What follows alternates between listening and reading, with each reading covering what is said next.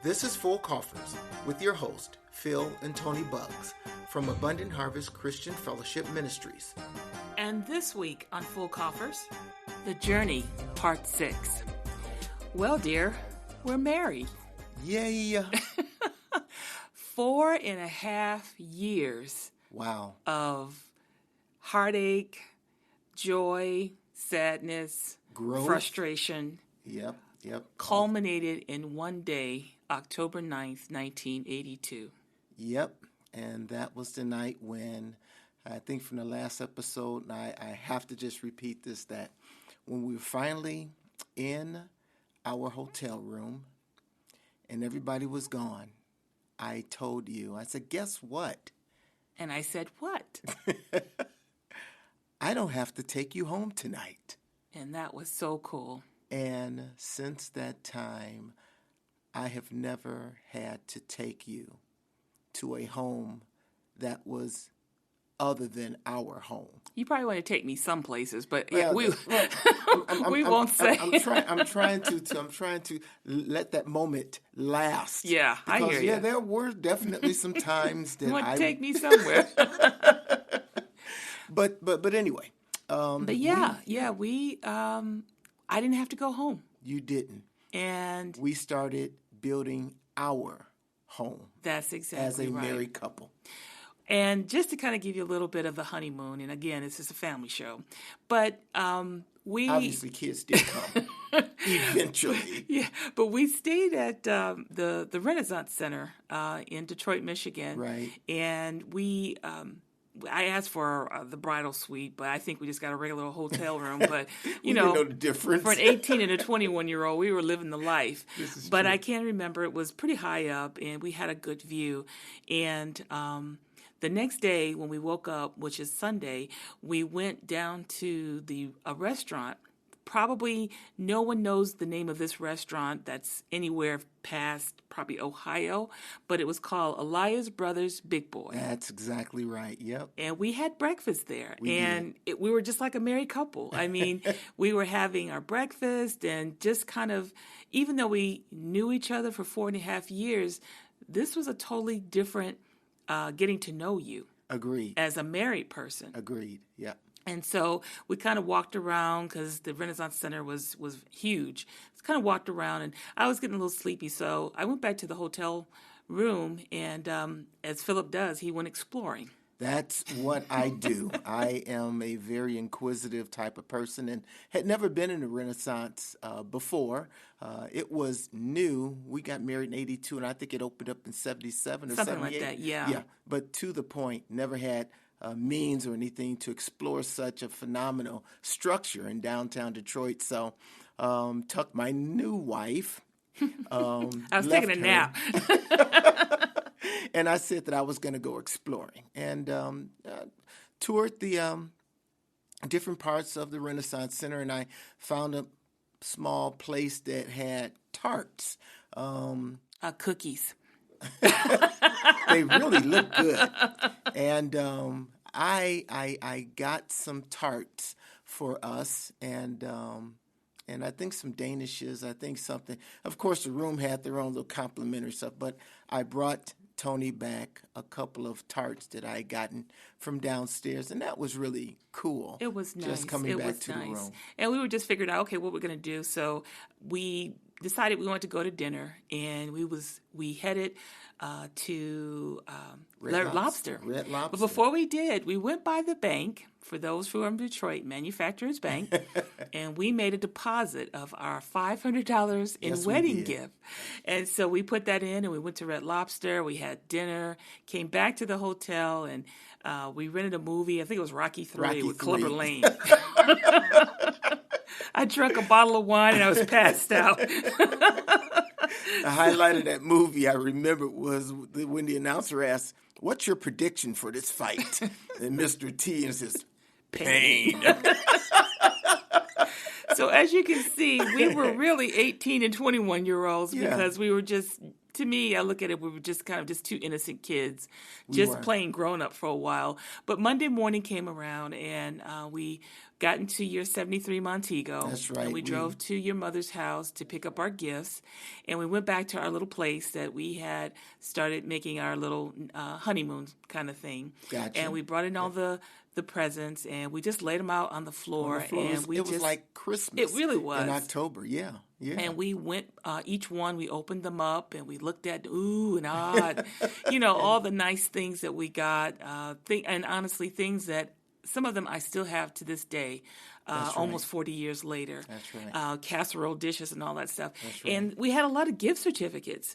And so we went to a store in Detroit, pretty popular, called Hudson's. Right. Was it Northland? It was at It was Northland. at Northland. Yeah. That's right. And Yep. we went there and we were able to pick up a pot and pan set Yep. and some dishes and things like that. Now, dishes for a hot second, because as I started to learn more and more about not Toni, my girlfriend, but now Toni, my wife has a rich or a deep knowledge of things, movies that she learned, etiquettes of dishes and stuff like that.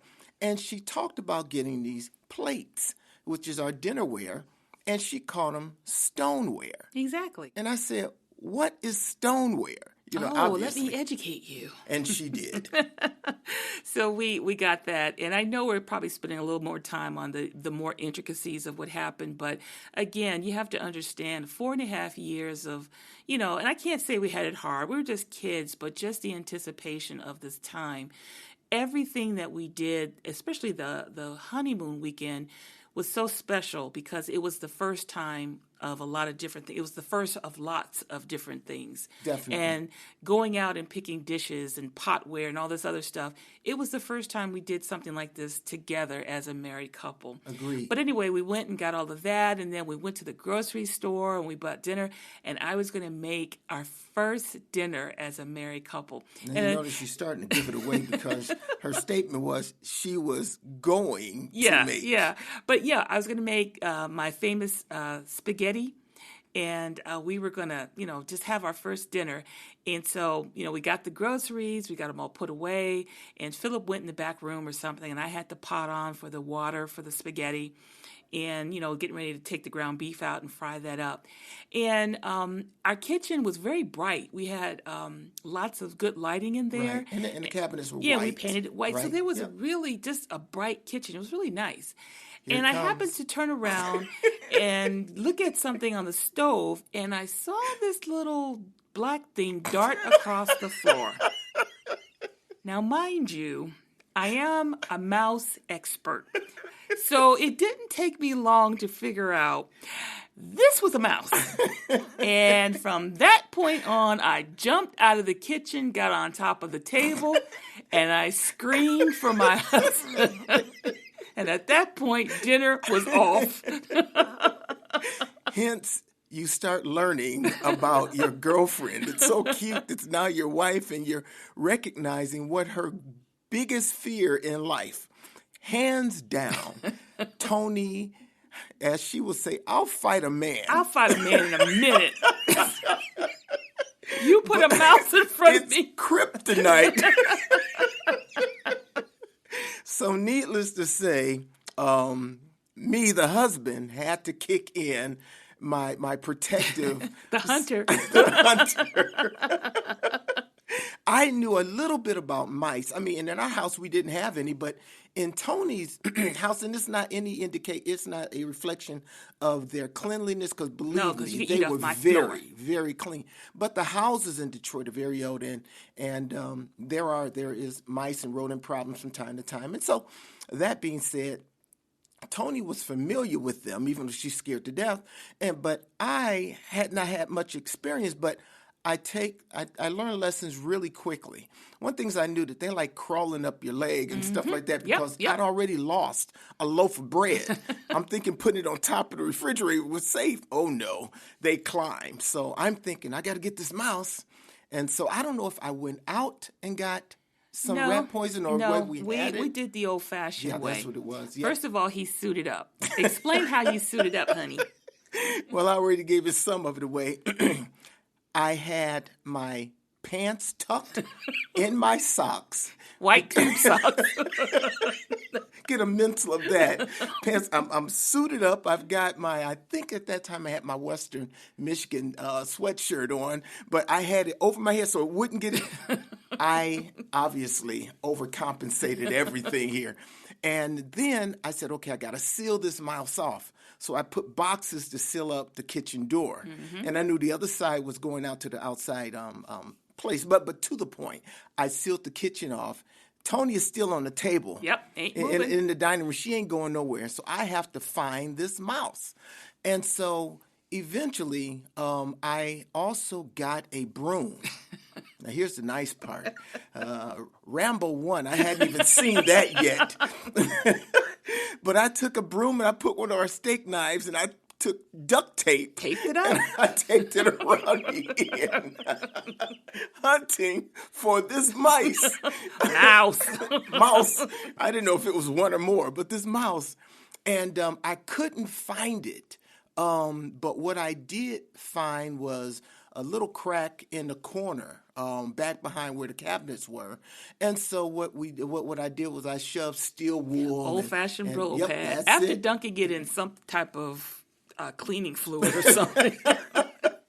Taste it or eat it, I don't know. They were going to go. So all that said, we didn't see the mouse for a couple of, I don't want to say days, because Toni wouldn't let it go that far. I think the next day I did get some decon. Right. And so all that being said, I put that down. In a couple days, I happened to look under the refrigerator, and the poor mouse was dried up. Wasn't no poor mouse. I want him dead. I want his family dead. I want his house burnt to the ground. But yes, that was my honeymoon story, and I have to say, Philip was my hero. He protected me. He didn't take much, and that was all within the first week of marriage. We were off to a great start. Yes, we were. But as time went on, I mean, we went. We didn't have a washer or dryer, so we'd take our clothes to the laundromat. We'd wash, and we'd go to grocery store on the weekend, and we had a routine. Now, I wasn't working. Right. At the time, but Philip was working at Focus Hope, the same program that he graduated from. They actually hired him after graduation, which was an honor because they only asked eight guys. To come back. Yes. Real quick, they were actually starting two companies, machining companies, in which they wanted us to be part owners in. I was very, I think, forward thinking of Father Cunningham and the rest of the staff to invest like that. But yes, I, along with 7 of my classmates, were hired back, and then I was still working at Kmart. Right, part-time. Right. But tell them the raise you got working at Focus Hope. That's right. You went from what to what? Well, in the program, since it was a CETA-funded program, for those of you who know that term, it was a government-funded program, and we got $160 a week. It was equivalent to about $4 an hour. Well, when they hired us, they gave me a whopping 50-cent raise. We're in the big time. $4.50 an hour. We're balling. I was still clinging on to that $4.33 at Kmart, you know. But that is what was that's what our incomes were at that time. But that was about to change. Yes, because in '82, in the fall, the country entered into a recession. That they were actually already, but to the point, yes, we were going through recession. And jobs were getting more scarce. Yes, and his part-time job at Kmart soon dried up. That's true. Yep. He still continued to work at Focus Hope. Yep. And unfortunately, I, at that time, only had a high school diploma, and so I didn't have a job. So let's do the math here. He made 160. It was raised whatever 450 times 40 would be. I think it was like 240 or something like that. Is that right? Yeah, about $240 a week is what I think I made. But after they took out taxes, about what, 100 and about 160. Yeah, something like that. So let's do the math really quick. If you say 160 take home times we'll just say 4 weeks, we're looking at about 320, 640 a month. yeah, about $640 a month. Gotcha. Okay, here's where the math comes in. Our rent was $200. 640. Our car insurance was probably about $200 a month. We had gas. Back then, we had Michigan Bell, so we had a phone bill. We had to put gas in the car. We had to buy oil for the car because it burnt oil like crazy. Oh, yeah. We had to pay for lights. And if you start subtracting from $640 a month, you could probably see that we were in the negative. Yeah, we had like what, $15 for food or something. I don't think we had that much for food. So something had to give, and unfortunately, food had to give because in our minds we had to pay our bills. Exactly. I think we maybe had one credit card or something. We didn't have a whole lot but again, you guys get the point. We didn't have enough money for food. That's true. We stopped going to the laundromat. Yep. And we basically stopped going to the grocery store. So you're probably wondering, well, how did you all survive? I would love to say we survived on love, but that would be a lie. But the blessing came, and I have to say it was a blessing, that the church we were attending at that time, 12th Street Missionary Baptist Church, had opened up a food bank. And they would give food bags out for like $2. Yep. And in that food bag, we had peas, pinto beans, we had oatmeal.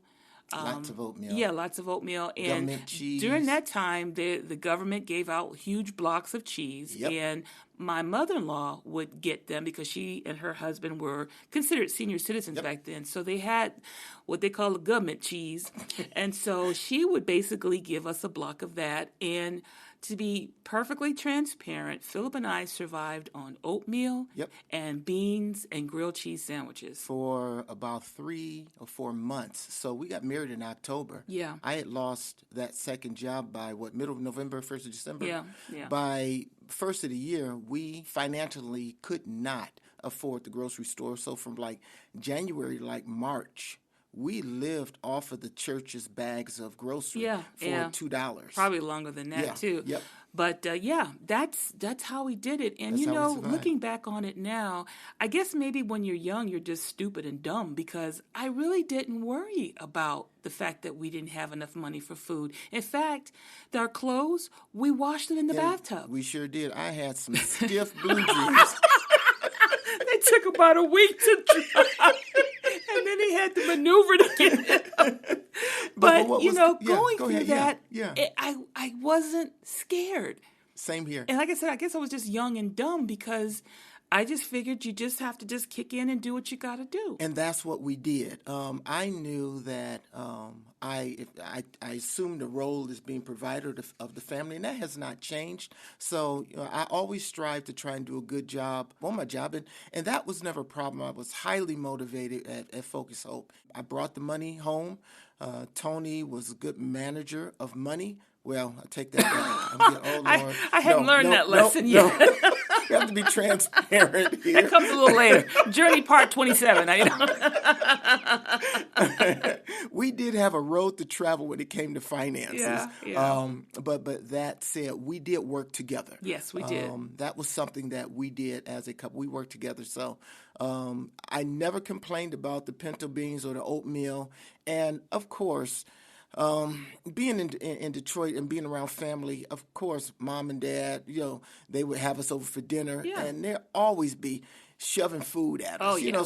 So we didn't suffer from that standpoint, but we did have to pay our bills, and so that's what we keyed in. We didn't borrow money from our parents, anything like that. We just made it do. We did. made it work. We did. We made it work. And looking back on it, I'm proud of us for doing that. When I'd wash the white clothes, I'd hang them up in the bathroom and I'd turn the heat on, and it was very humid in there. That's true. and like Philip said, the blue jeans we just put on the in the basement where it was cold and damp, and we just put them down there for about a week, and then they're usually dry. But again, we got through that. We did. And so around March, I said, okay, we really need to start getting some extra income in. And so I went out and I found a job working at a real retail store in Northland. Northland, that's right. Lane And Branch. yeah, That's yeah. right. That's right. I wasn't a big girl then, but hey, she gave me a job. Money is money. Exactly, exactly. But I hated that job because why? I had to work on the weekends and I just hated it. But, I had to go. I think there was something else with that too. Well, I couldn't count. My drawer would always be short. So I would pick her up at night. I'm supposed to get out at 9. All the other cashiers out, and Tony's always coming out with the manager. No. What really happened was no one could leave until everyone's drawer was balanced, and of course mine was never balanced. So I was like looking, everybody was giving me the dirty looks because my drawer was always short, and that's because I did not know how to, even though it was an electronic machine, but I put the wrong amount in. I hated that job. But again, as Philip said, money's money. But a lot of times he'd pick me up, supposed to get out at 9, 10 o'clock. On a good night it'd be 9:30. That's true. But it brought in a little extra money. It wasn't full did. time, but it brought in extra money. So I did that from like March to probably about June, Gotcha. Yep. maybe July, possibly. But something happened in the summer. I found myself, I don't know, in Detroit, it gets hot, but it doesn't get like hot, but it gets very humid and hot. And one day I found myself kind of feeling like I had the flu, and I just couldn't seem to keep anything down at all. I mean, I would, call out of work, and eventually they had to let me go because I couldn't seem to shake this thing. And I just, it was about a week, and I'm like, what is going on here? And as you hear the theme music from Jaws playing in the background, something's about to happen. Dun, dun. So finally, I go to the doctor, and fortunately we had health insurance. So Right. I go to the doctor. In fact, I went to emergency because We didn't know what it was. yeah. I thought that you had virus yeah, or something something. like that. Yep. And so I go in there, and I'm sitting with the nurse, and she's asking me what's going on, and I tell her how I'm feeling. And so, I take a kind of test and everything, and then I sit out in the waiting room, and Philip says, well, what do they say? It's like, I don't know. They just taking these tests. They said they'll tell me what's going on.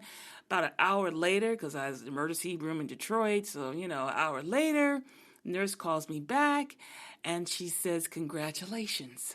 You're going to have a baby. Now, I'm sitting out in the lobby, and Tony is very modest to say an hour. No, it was at least 3 hours there. And I'm sitting in there, and people are going in and coming out and says, where's my wife? What's going on? Yeah. And so she finally comes out.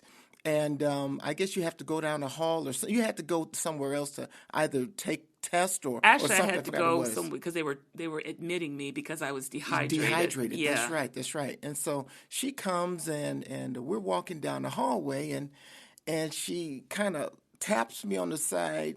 And what did you tell me? I said, come on, Papa. And about 3 or 4 seconds registered that my name ain't Papa. Or is it? And so I look at her, and she gives me that smile, and I just kind of fall back against the wall. Yeah, you did. You did. And I said, really? She says, yep. I says, wow. So yeah. Yep. So I found out I was summer. Expecting our first baby. That's it. And that was a shocker because that was probably, I guess, again, young and dumb. I was 20 then, and maybe 19. I think it was 19. Yes. But I just didn't think that was what it was. I just didn't even think about having a baby. And neither one of us having any real experience with that previously. This is all new to us. Exactly. So Exactly. getting that information was exciting. And then also the gravity of it sinks in, but I was never afraid or scared. And I guess I should have because, in keeping it clean, being honeymooners, participate in certain activities quite a bit. So regular. So why I was surprised when I was expecting, I don't know. I mean, it's not like we've done this before and nothing's happened. But it was a shocker. I was shocked. And like Philip said, the gravity, when I was admitted for the hospital for about a week again, because I was Right. dehydrated and everything. Right. And I had an opportunity to think about what was happening, that there was a living being growing inside of me. So, yeah. And then I think I got scared. As I think that anyone would. Yeah. I mean, we had been married, about 9 months, 8 or 9 months? Yeah. And now we're looking at the real likelihood that we're about to grow our family. Yeah, the responsibility of having a child. Yes. You know, And by that time I had gotten another job.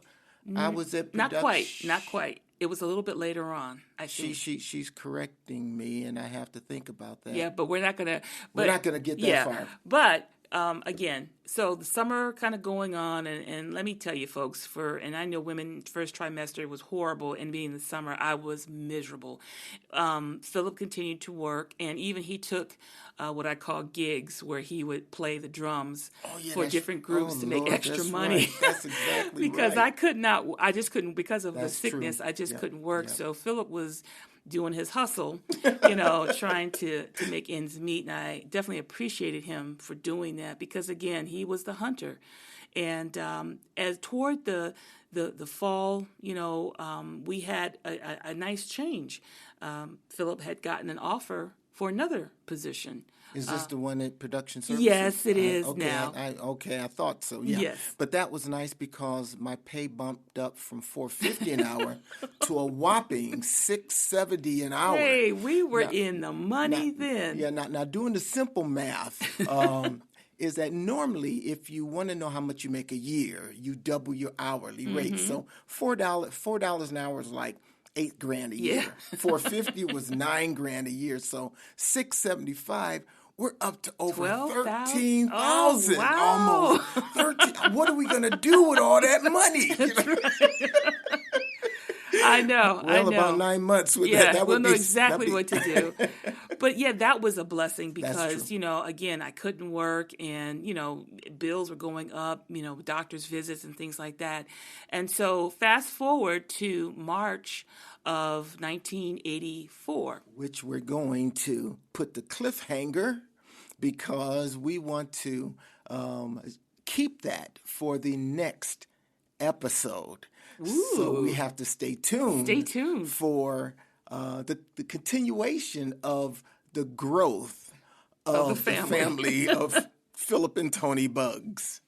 This episode was produced and edited by Miss K. Simone. Cover graphics by Indefinite.